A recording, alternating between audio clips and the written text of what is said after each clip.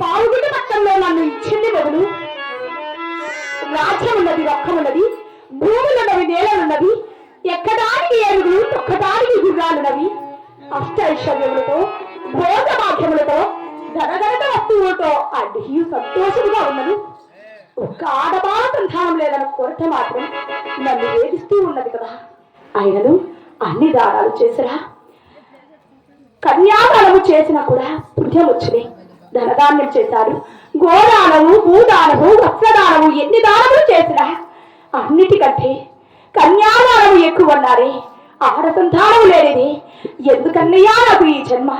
అయినను ఆడబాల సంతానం కొరకై నా ఇలవేలుపైనటువంటి కదిరి లక్ష్మీ నరసింహస్వామి దేవస్థానానికి వెళ్ళినా అక్కడ ఎన్నో పట్టరాని భక్తి బట్టి ఎన్నో నోములు పూజలు చేసిన ఆ కదిరి దేవుడు నన్ను మెచ్చి ఒక్క ఆడబాల సంతానమైన ప్రసాదించినా లేవో కదా. అయినని తక్షణమే కదిరి బాలు బయలుదేరక